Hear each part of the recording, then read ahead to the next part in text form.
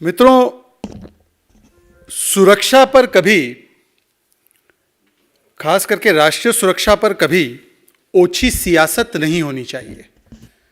There should never be politics played on an issue as grave as security of the nation and parliamentary security.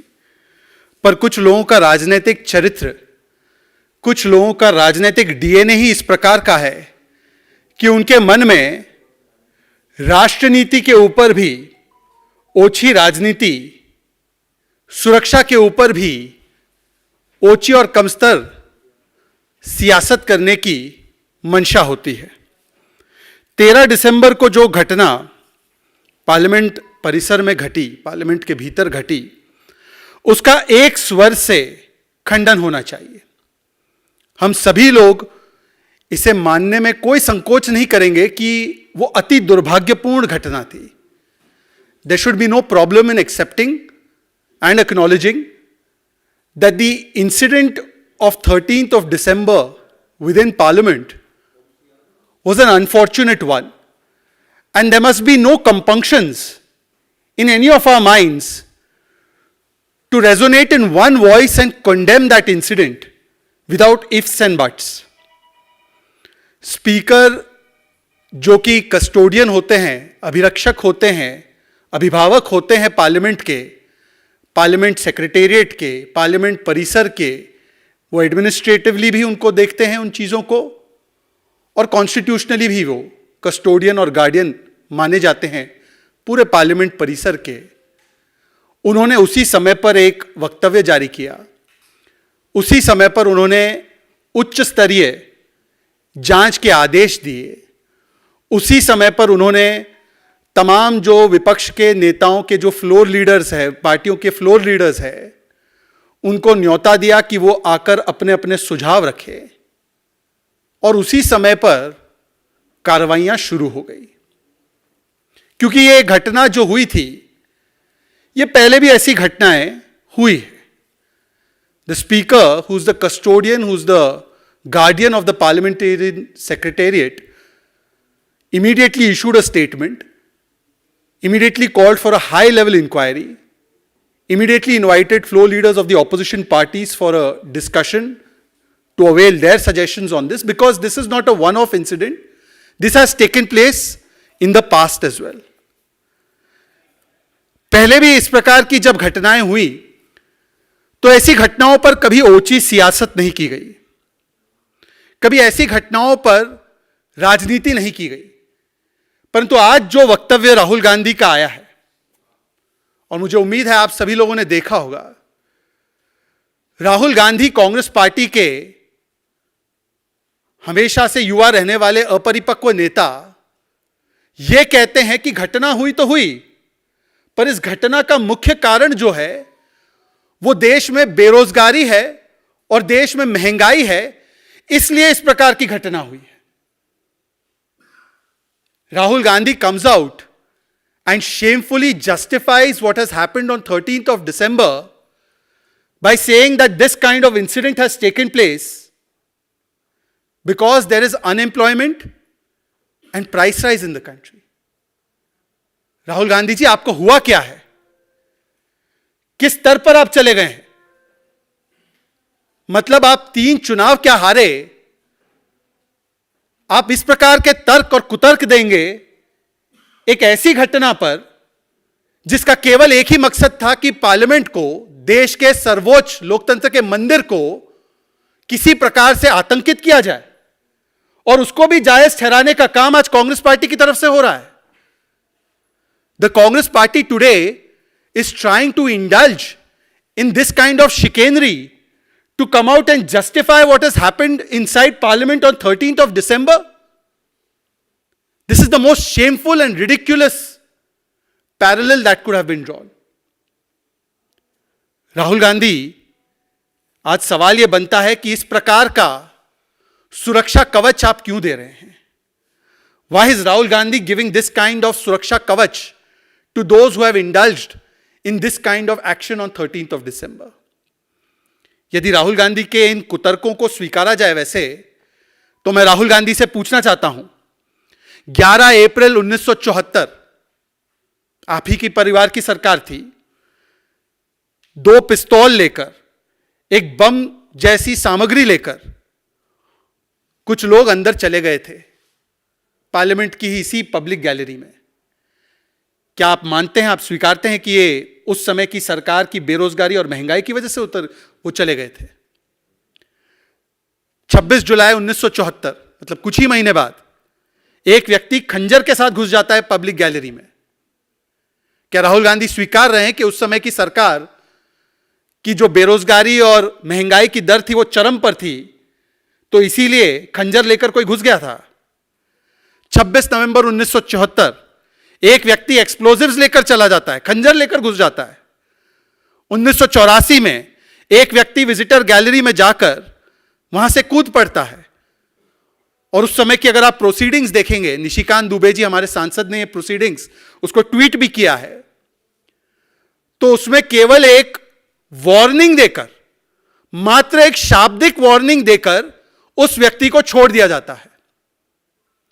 1994, 1994, ये सब उन्हीं की परिवार की सरकारें या उन्हीं के पार्टी के लोगों की सरकारें। 2 लोग पब्लिक गैलरी में हुड़दंग मचाते हैं। ऐसी घटनाओं की फहरिस्त बहुत लंबी है। 2004 से लेकर 14 के बीच में भी ऐसी कई सारी घटनाएं हैं जहां पर पार्लियामेंट के पब्लिक गैलरी में या पार्लियामेंट के भीतर इस प्रकार की सिक्योरिटी ब्रीच हुई। अब मैं राहुल गांधी, आप ही के तर्कों को अपनाते हुए पूछना चाहता हूं आपसे कि क्या इन सारी घटनाओं के पीछे आपकी दादी मां की, आपके पिताजी की और सोनिया जी द्वारा संचालित मनमोहन सिंह जी की सरकार की महंगाई दर और बेरोजगारी दर थे? और आपके समय पर तो ये घटनाएं ज्यादा हुई।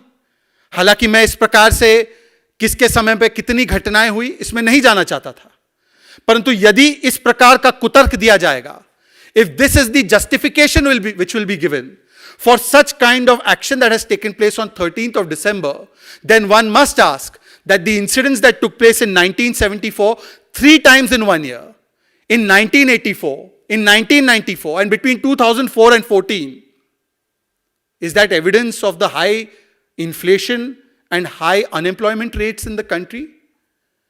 क्या राहुल गांधी जी ये कहना चाह रहे हैं कि यदि किसी को लगे कि देश में बेरोजगारी है या उसको रोजगार नहीं मिल रहा है, तो उसको कैनिस्टर उठाकर पार्लियामेंट के भीतर घुस जाना चाहिए और वहां से उस कैनिस्टर स्मोक बॉम्ब को खोल देना चाहिए? क्या राहुल गांधी इस प्रकार की घटनाओं को बढ़ावा दे रहे हैं? क्या राहुल गांधी प्रोवोक करना चाह रहे हैं? Is Rahul Gandhi now down to inciting people and giving them ideas and suggestions that if you feel aggrieved about a particular political narrative, then you must also take a smoke bomb in your hand or a smoke canister in your hand and enter inside parliament? Is that the suggestion that Rahul Gandhi is giving? क्योंकि ये केवल राहुल गांधी नहीं कह रहे। अगर राहुल गांधी कहते तो चलिए मान लेते कि राहुल गांधी इस प्रकार के बयान देने में वो आगे रहते हैं। इस प्रकार के इमेच्योर, अपरिपक्व बयान राहुल गांधी का पॉलिटिक्स का हॉलमार्क है, यह स्वीकारा जा सकता था। परंतु एक पूरा तंत्र कांग्रेस पार्टी का खड़ा हो जाता है और ऐसे लोगों के कृत्यों को सुरक्षा कवच देता है।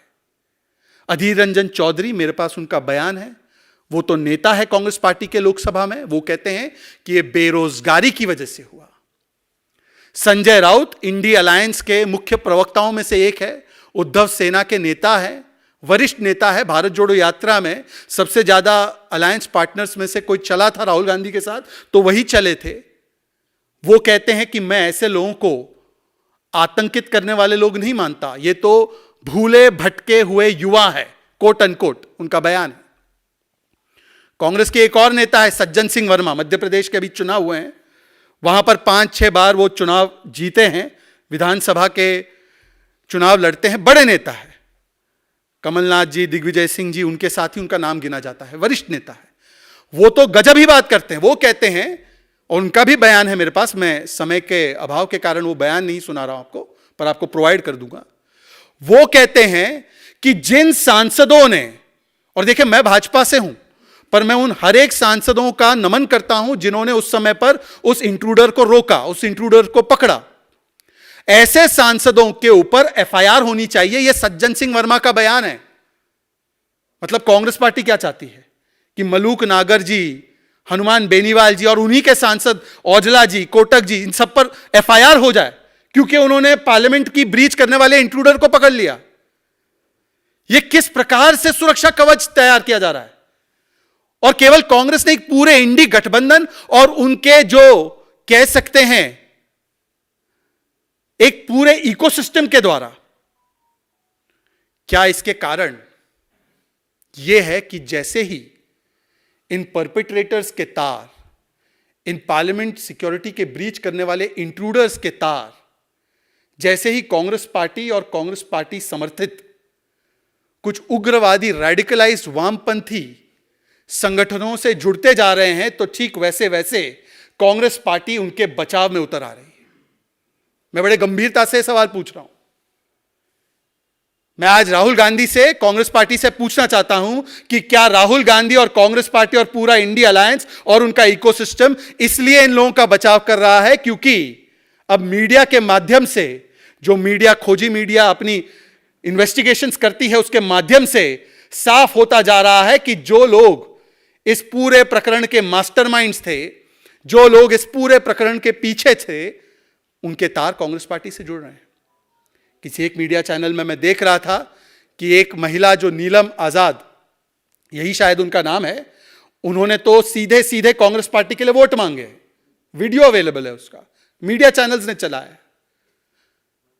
वही नीलम आजाद कांग्रेस पार्टी की एक वरिष्ठ कार्यकर्ता के साथ दिखाई देती है और वो वरिष्ठ कार्यकर्ता कांग्रेस पार्टी के अधिकृत मंच पर कई बार दिखाई देती है। ललित झा, जो एक और मास्टरमाइंड पकड़ा गया है हाल ही में, उसकी भी कुछ तस्वीरें सामने आई हैं जिसमें कि कुछ टीएमसी के नेता हैं और कुछ कांग्रेस के नेता हैं, उनके साथ वो नजर आ रहा है। न केवल नजर आ रहा है, चलिए तस्वीर तो एक बात होती है, परंतु उनके साथ साथ वो उनके पार्टी के दफ्तर में और राजनीतिक गतिविधियों में शामिल है। और जिस प्रकार से इस पूरे मास्टरमाइंड को पॉलिटिकल डिफेंस देने का काम कांग्रेस पार्टी कर रही है, संजय राउत कर रहे हैं, इंडिया अलायंस कर रहा है, लीगल डिफेंस देने का काम भी कांग्रेस पार्टी प्रोवाइड कर रही है। असीम सरोड़े नाम के एक वकील है जो राहुल गांधी के साथ भारत जोड़ो यात्रा में चले थे, उन्होंने पेशकश की है कि मैं इन लोगों के लिए बचाव करूंगा। असीम सरोड़े, अगर आप थोड़ा सा रिसर्च कर लेंगे तो वो वही वकील है जो उद्धव सेना के लिए एक आध मैटर में अपीयर भी हुए थे। ये रिश्ता क्या कहलाता है राहुल गांधी जी? ये क्या रिश्ता है आपका इनके साथ? क्या इसी रिश्ते के कारण कांग्रेस पार्टी और उसका इकोसिस्टम आज जिस प्रकार से ओछी सियासत भी कर रहा है, जस्टिफाई भी कर रहा है इनके एक्शंस को भूले भटके नौजवानों की किए गए कृत्य बता रहा है, या इनके नेता कह रहे हैं कि ये तो बेरोजगारी की वजह से इस प्रकार की घटना को अंजाम दे रहे थे, तो आज कांग्रेस पार्टी और पूरे इंडी गठबंधन से मेरा सवाल है कि ये रिश्ता क्या कहलाता है इन अपराधियों के साथ? और कांग्रेस पार्टी हमेशा ऐसे तत्वों के साथ क्यों खड़ी हो जाती है? 13 दिसंबर की डेट पर यह पार्लियामेंट ब्रीच हुआ 2023 में, इनके ब्रीच करने वाले इंट्रूडर्स के साथ कांग्रेस पार्टी खड़ी, और 13 दिसंबर 2001 में जिसने पार्लियामेंट में हमला किया अफजल गुरु, उसके साथ भी कांग्रेस पार्टी खड़ी थी। क्या राहुल गांधी नहीं गए थे जेएनयू और उन लोगों के साथ नहीं खड़े रहे जिन्होंने कहा था भारत तेरे टुकड़े होंगे इंशाल्लाह इंशाल्लाह, अफजल हम शर्मिंदा है, तेरे कातिल जिंदा है? तो राहुल गांधी जी और कांग्रेस पार्टी चाहे 13 दिसंबर 2001 का मास्टरमाइंड हो अफजल गुरु, या 13 दिसंबर 2023 का मास्टरमाइंड हो, इन सभी लोगों के लिए आपका दिल क्यों पसीजता है? इन सभी लोगों के लिए कांग्रेस पार्टी सबसे पहले आकर सुरक्षा कवच क्यों प्रदान करती है? इन सभी लोगों के लिए आकर कांग्रेस पार्टी और उसका इकोसिस्टम बचाव की मुद्रा में क्यों आ जाता है? Why is it that whether it is 13 December 2001 and its mastermind Afzal Guru, for whom Rahul Gandhi had gone to JNU and stood with those people who chanted the slogans Bharat Tere Tukde Honge Inshallah Inshallah, or whether it is the masterminds of 13 December 2023, the Congress party and its leadership is constantly in support of such elements. ये रिश्ता क्या कहलाता है? और ये रिश्ता क्या कहलाता है इंडी गठबंधन से भी पूछना जरूरी है, क्योंकि मित्रों मैं आपके सामने एक और प्रमाण पेश करना चाहता हूं, इसी नेक्सस का, इसी तार का, इसी कनेक्शन का। मैं महाराष्ट्र से आता हूं। ये तो चलिए, इन लोगों ने इस घटना को अंजाम दिया, इस पर जांच हो रही है, इनके ऊपर सख्त से सख्त, गंभीर से गंभीर प्रोविजंस ऑफ लॉ अप्लाई किए गए हैं, यूएपीए के सख्त कानून को अप्लाई किया गया है इन पे। जिस प्रकार से महाराष्ट्र में ये नेता है, आप जरा इसको देखिएगा, ये उद्धव सेना के नासिक के प्रमुख नेता है सुधाकर बड़गुजर। ये सुधाकर बड़गुजर नेता है, इंडी अलायंस के ही नेता है। अब तो इनका जन्मों जन्मों का रिश्ता बन चुका है कांग्रेस और उद्धव सेना का। ये नेता जो है, इनकी वीडियो सामने आई है कि ये पार्टी कर रहे हैं, नाच गाना कर रहे हैं एक कन्विक्टेड 1993 बॉम्ब ब्लास्ट में शामिल व्यक्ति के साथ, सलीम शेख उर्फ सलीम कुत्ता। यह वीडियो है, यह फोटोग्राफ्स है जो सामने आ चुकी है कि सलीम शेख उर्फ सलीम कुत्ता के साथ उद्धव सेना और इंडी अलायंस के वरिष्ठ नेता सुधाकर बड़गुजर नाच रहे हैं, पार्टी कर रहे हैं। तो मतलब आप देखिए, 2001 के मास्टरमाइंड के साथ, 2023 के मास्टरमाइंड के साथ और 1993 बम ब्लास्ट के मास्टरमाइंड के साथ अगर कोई खड़ा है तो वो इंडी अलायंस के लोग खड़े हैं। इसमें हमारी महाराष्ट्र की सरकार और वहां पे उप मुख्यमंत्री देवेंद्र फडणवीस जी ने ऑलरेडी एसआईटी की जांच गठित कर दी है, और इसमें तो हम दूध का दूध पानी का पानी करवा कर रहेंगे। पर मेरा सवाल आज उद्धव सेना से भी है, मेरा सवाल आज उद्धव ठाकरे से भी है। क्या सोच रहे होंगे स्वर्गीय बाला साहेब ठाकरे जी? पार्लियामेंट के भीतर कोई इस प्रकार से घुस जाता है और आपके मुख्य प्रवक्ता नेता संजय राउत उनको भूले भटके नौजवान कहते हैं। आपके नासिक के प्रमुख नेता सलीम शेख के साथ पार्टी करते हैं, उसका स्वागत करते हैं, उसका सत्कार करते हैं, और उद्धव ठाकरे जी आप देखते रहते हैं। यह ऐसी कौन सी मजबूरी है वोट बैंक की कि इस प्रकार के तत्वों को भी आप लोग सुरक्षा कवच देते हैं? सवाल यह भी बनता है कि वो कौन से ऐसे मुद्दे हैं दरअसल जिससे कांग्रेस ध्यान भटकाना चाहती है। वो कौन से ऐसे विषय है जिस पर कांग्रेस पार्टी चर्चा नहीं चाहती है, इसीलिए इस प्रकार के घटनाक्रम पर भी ओछी सियासत करने पर उतर आई है कांग्रेस। और मैं बड़े जिम्मेदारी से कहना चाहता हूं, आज एक हास्यास्पद घटना घटी है कांग्रेस के दफ्तर में। इन्होंने एक नया कैंपेन शुरू किया है, डोनेशन फॉर देश। आपने सुना होगा, डोनेशन फॉर देश। 60 साल लूट फ्रॉम देश करते करते आज कैंपेन ये चला रहे डोनेशन फ्रॉम देश। मतलब कि 60 वर्षों तक जीप स्कैम से लेकर अगस्ता वेस्टलैंड स्कैम तक, नेशनल हेराल्ड स्कैम तक आपने देश की पाई पाई लूटी, लाखों करोड़ों रुपए का गबन किया, लूट फ्रॉम देश किया, और आज आप कैंपेन चला रहे हो डोनेशन फ्रॉम देश। उसी देश से डोनेशन मांग रहे हो जिसको आपने लूटा। अरे मान्यवर, आपको डोनेशन चाहिए तो जरा आप थोड़ी सी नजर झारखंड कांग्रेस तक फैला दीजिए, वहां पर आपको 350 करोड़ रुपए का डोनेशन मिल सकता है। यह मेरा सुझाव है कांग्रेस के आला नेताओं से जिन्होंने प्रेस कॉन्फ्रेंस किया आज इस विषय पर। केसी वेणुगोपाल जी, आप थोड़ी सी नजर दौड़ाइए, आपके ज्यादा दूर नहीं है। एक धीरज साहू नाम का आपका सांसद है, और सोचिए एक सांसद के पास यदि 350 करोड़ रुपए मिलते हैं, 6 दिन तक उसकी गिनती चलती है, 4-5 मशीनें गिनती की फूक जाती है, 10-10 कमरे कम पड़ जाते हैं, 80 से ज्यादा कर्मचारियों को 120 घंटा उसकी गिनती करनी पड़ती है, और 200 थैलियां लग जाती है उसको समेटने के लिए।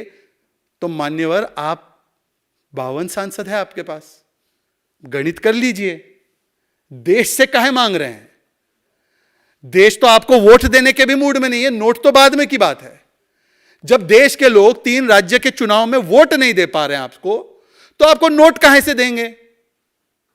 और नोट लेना है तो पहले तो यह समझाइए कि ये नोट जो धीरज साहू के घर से और ठिकानों से बरामद हुए, वो नोट किसके थे?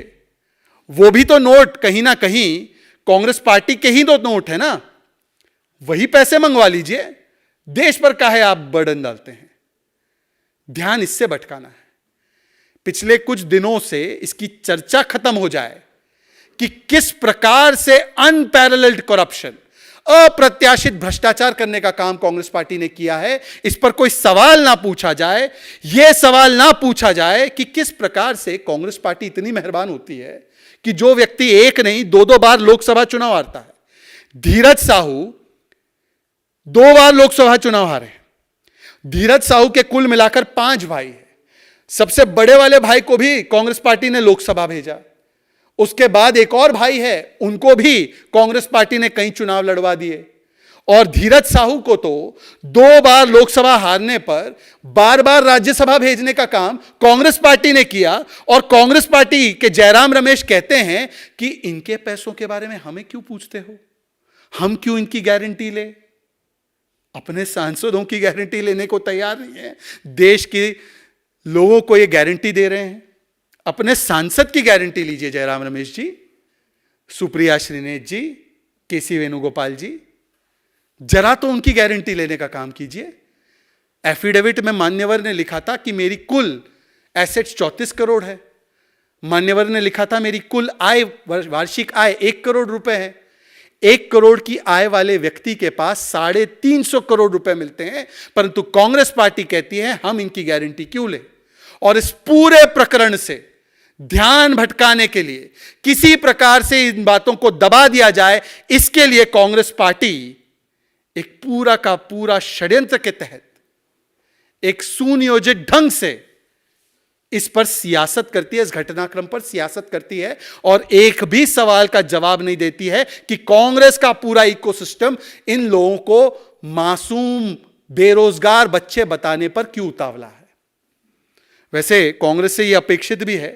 इन्होंने तो अफजल गुरु को हालात का मारा, याकूब मेमन को बेचारा, और क्या क्या आतंकवाद के पैरवी करते हुए 26/11 को ये पाकिस्तान ने नहीं, ये हिंदुओं ने किया था, ये आरएसएस की साजिश थी। इस प्रकार के कुतर्क देने का काम यदि किसी ने किया है तो ये कांग्रेस पार्टी ने ही किया है।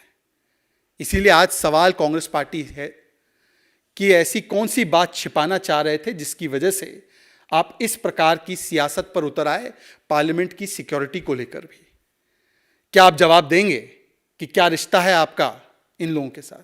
क्या आप जवाब देंगे कि धीरज साहू से ध्यान भटकाने के लिए इस प्रकार के घटनाक्रम को आप सियासी रंग दे रहे हैं? इस प्रकार के घटनाक्रम करने वाले लोगों को आप सियासी संरक्षण दे रहे हैं? मित्रों, एक और ऐसी घटना है जिससे कांग्रेस पार्टी ध्यान भटकाना चाहती है और वो घटना बेलगावी में हुई, कर्नाटका में। मित्रों, कांग्रेस पार्टी का एक मॉडल बन चुका है। राजस्थान में क्योंकि अभी चुनाव हुए हैं और वहां पर चुनाव खत्म हुए, तो आपको पता है कि मुख्य मुद्दा अगर कोई रहा तो राजस्थान में महिला सुरक्षा और जिस प्रकार से महिलाओं के साथ 5 वर्षों में अशोक गहलोत की सरकार के तहत महिलाओं के साथ उत्पीड़न हुआ, और खास करके शोषित, वंचित, पीड़ित समाज से आने वाली महिलाएं हो, चाहे वो आदिवासी हो, चाहे वो दलित महिलाएं हो, उनके ऊपर जो घटनाएं घटी, वो घटनाओं को देखकर राजस्थान की सरकार को बाहर का रास्ता दिखा दिया गया। आज वही मॉडल महिला असुरक्षा का, महिला उत्पीड़न का आज कर्नाटका में भी देखने मिल रहा है कि हाई कोर्ट को कहना पड़ रहा है, और मैं कोट कर रहा हूं हाई कोर्ट को, this incident shocks our conscience. यह घटना हमारी अंतरात्मा को झंझोर देती है। ऐसी घटनाक्रम द्रौपदी जी के साथ भी नहीं हुई। द्रौपदी जी के चीरहरण के सामने भी यह घटना और शर्मनाक मालूम होती है। This is more heinous than the incident that has taken place with Draupadi ji. एक महिला जो पीड़ित, शोषित, वंचित समाज से आती है, उसको निर्वस्त्र करके, उसको सेक्सुअली असॉल्ट करके, उसको इलेक्ट्रिक पोल से बांधकर पीट दिया जाता है, और कर्नाटका की सरकार तब तक कुछ नहीं करती जब तक कि विपक्ष के रूप में भारतीय जनता पार्टी और वहां पर हाईकोर्ट संज्ञान नहीं लेता। आज सवाल यह बनता है कि भारतीय जनता पार्टी की वरिष्ठ महिला नेत्रियों की एक फैक्ट फाइंडिंग टीम तो वहां पहुंच गई है। प्रियंका वाड्रा जी, आप कब जाएंगी? When will Priyanka Vadra speak out और speak up about the Belgavi incident that has taken place and has shocked and shamed the entire nation. The High Court has come down heavily on this. The High Court has said that such an incident shames the conscience. The High Court has said that even Draupadi's Chirharan was less heinous than this act. Priyanka Vadra ji, what stops you from tweeting about this and asking Siddaramaiah government any question? आप राजस्थान में भी केवल सियासी पर्यटक और केवल tourist बनकर रणथंबोर गई, किसी पीड़िता के पास नहीं पहुंची। करौली में, भीलवाड़ा में आज कम से कम इस महिला के पास पहुंचेगी। भारतीय जनता पार्टी की वरिष्ठ फैक्ट फाइंडिंग टीम जो है वो उनके पास है, उनके साथ है, और इस पूरे घटनाक्रम के पीछे जो जो बातें हैं वो हमारी नेत्रियां आपके सामने जरूर साझा करेगी। परंतु आज सवाल राहुल गांधी और प्रियंका वाड्रा के मौन पर है, और क्या इसी मुद्दे से और धीरज साहू के मुद्दे से ध्यान भटकाने के लिए ही इस पूरे घटनाक्रम को अंजाम दिया गया, जिससे कि इन लोगों को सुरक्षा कवच भी दिया जाए और इस पूरे मामले पर ओछी सियासत किया जाए? इस सवाल को मैं आपके सामने रखना चाहता हूं। एक खबर आप लोगों के माध्यम से बिहार से भी आई है। बीपीएससी के एग्जामिनेशन में जो मुझे बताया गया है, आप लोगों ने इसको अपने चैनल्स पर चलाया है, बड़ी मज़ेदार बात है कि 15 दिसंबर को आयोजित बीपीएससी के शिक्षक भर्ती परीक्षा, जो टीचर्स की रिक्रूटमेंट एग्जाम है, उसमें एक सवाल आता है कि इंडी अलायंस, INDI अलायंस के फुल फॉर्म को बताइए। ये उन लोगों से, उन अभ्यर्थियों से पूछा जा रहा है जो लोग इस एग्जामिनेशन के लिए अपियर कर रहे हैं, उनसे ये पूछा जा रहा है। मज़ेदार बात है कि टीवी के अलावा और ऐसे पेपर्स के अलावा इंडी गठबंधन कहीं दिख नहीं रहा। जब इंडी गठबंधन का ये नाम तय हुआ था, इंडी अलायंस, तब भी आप में से कुछ वरिष्ठ पत्रकारों ने उनके वरिष्ठ नेताओं को पूछा भी था कि ये INDI अलायंस का फुल फॉर्म जरा बताइए। तो एक डेमोक्रेटिक बोल रहा था, कोई डिप्लोमेटिक बोल रहा था, कोई डेवलपमेंटल बोल रहा था। इस प्रकार के भी कंफ्यूजिंग स्टेटमेंट्स उन्हीं के नेताओं से आए कि उनके नेताओं को भी पता नहीं था कि ये INDI क्या है। हिंदी में तो उन्होंने वैसे कुछ बनाया ही नहीं था, केवल इंग्लिश में ही कहकर छोड़ दिया था उन्होंने। सवाल ये बनता है कि शिक्षा का सियासीकरण किया जाएगा। पहले शिक्षा का सांप्रदायिकरण किया गया कि हिंदुओं के जो त्योहार है उनकी छुट्टियों को रद्द कर दिया जाए, खत्म कर दिया जाए।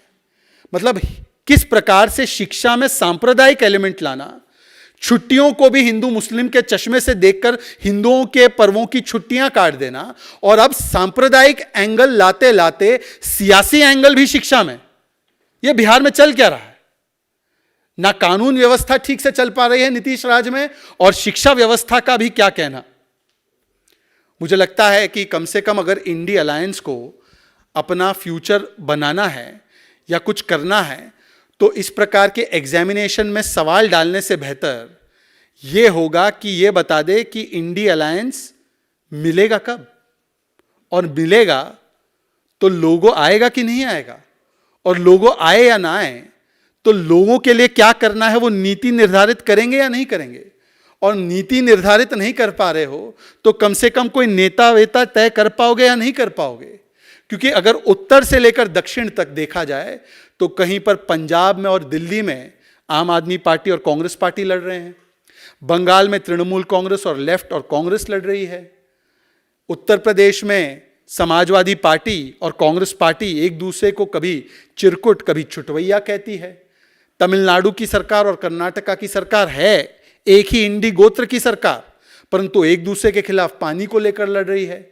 उससे और दक्षिण में जाइए तो केरल में, वहां पर लेफ्ट के नेता कहते हैं कि राहुल गांधी वायनाड से ना लड़े, वहां पर कभी पिनराई विजयन जी की बेटी को भ्रष्टाचारी कह लेते हैं कांग्रेस वाले, कभी उनके ऊपर सवाल उठाते हैं सबरीमाला और बाकी चीज़ों पर लेकर, और कभी वहां के नेता पिनराई विजयन कांग्रेस को सांप्रदायिक घोषित कर देते हैं।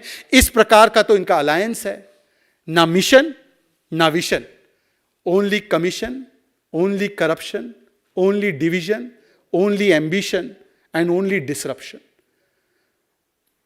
इन मुद्दों के अलावा अगर और भी कोई मुद्दे हैं आपके सामने तो आप सवाल पूछ सकते हैं।